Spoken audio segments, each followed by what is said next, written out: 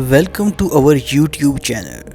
اگر آپ نے ہمارا چینل سبسکرائب نہیں کیا تو جلدی سے سبسکرائب کر لیں۔ تو چلیے شروع کرتے ہیں آج کی ہارر سٹوری۔ فرسٹ ایئر کی نمرا کی اچانک موت پورے کالج میں ایک معمہ بنی ہوئی تھی۔ یہ دوسری موت تھی۔ اس سے پہلے بھی کالج کے چوکیدار کی موت کالج کے کمرے میں ہو چکی تھی۔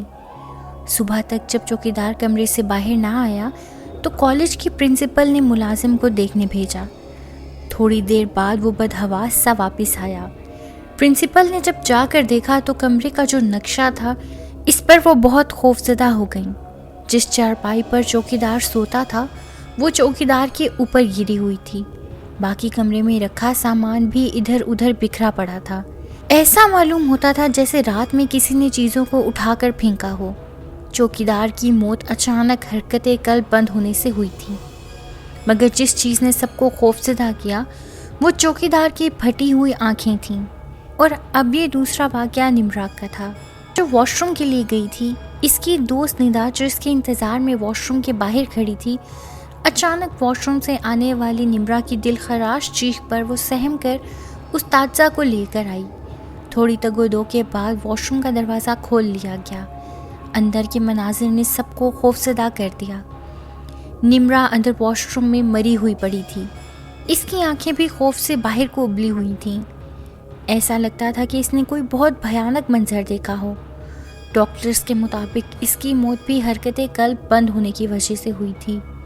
پورے کالج میں عجیب خوف کی لہر دوڑی ہوئی تھی۔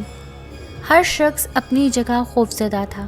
اسد صاحب جو کالج کے مالک تھے وہ سب سے زیادہ فکر مند تھے۔ اس سے ان کے کالج کی بدنامی ہو رہی تھی۔ کتنے ہی اسٹوڈنٹس ڈر کی وجہ سے کالج چھوڑ چکے تھے۔ اب تو ٹیچرز بھی بہت خوفزدہ نظر آتی تھیں۔ ایسے میں بھلا کون اس کالج میں داخلہ لے گا؟ اس کالج میں پہلے بھی کوئی نہ کوئی واقعہ ہوتا رہتا تھا، مگر اب ان دو اموات نے سب کو ہی ڈرا کر رکھ دیا تھا۔ طالب علم واش روم جانے سے ڈرتے تھے۔ یار، ہمیں معلوم کرنا چاہیے کہ آخر ماجرا کیا ہے۔ احمد لائبریری سے نکلتے ہوئے ساجد اور علی سے بولا، ماجرا سیدھا سادہ ہے بھائی، یہ کالج آسیب زدہ ہے۔ علی کی بات سن کر احمد بولا، وہ تینوں ہی بی کام کے اسٹوڈنٹس تھے، اس کالج میں پچھلے 3 سال سے پڑھ رہے تھے۔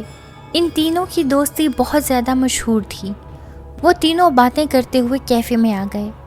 اگر کوئی چیز آپ کو اندر سے اکسائے کہ اس معاملے کی کھوج لگائیں تو یہ تجسس کہلاتا ہے نا؟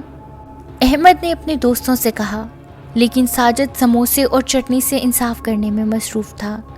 جبکہ احمد یہ بات سمجھ گیا۔ اس کا کھانے کی طرف بڑھتا ہوا ہاتھ رک گیا۔ اس کو علی کی بات سمجھ آ گئی تھی۔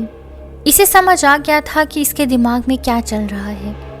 وہ اس کے خطرناک ارادوں سے ہوتے ہوئے بھی انجان بنا بیٹھا تھا اور خود کو لاپرواہ ظاہر کرتے ہوئے سموسہ اٹھا کے کھانے لگا۔ پھر کیا ارادہ ہے؟ علی کے بولنے پر احمد کے حلق میں نوالا اٹک گیا۔ کس چیز کا؟ وہ انجان بنتے ہوئے بولا، بنو مت۔ علی نے جواب دیا، ایسا کبھی خواب میں بھی مت سوچنا۔ تیسرا سموسہ اٹھاتے ہوئے واجد بولا، مگر میں نے مجبور نہیں کیا، میں نے اپنا ارادہ بتایا ہے۔ کل ہفتہ ہے اور میں اپنی ساری چھٹی جن بھوتوں کے ساتھ گزارنا چاہتا ہوں، مگر ہفتے کی رات تو تم لوگ میرے ساتھ گزارنے والے تھے۔ ویسے بھی ممی ڈیڈی گھر پر نہیں ہیں۔ احمد نے اسے یاد دلاتے ہوئے کہا،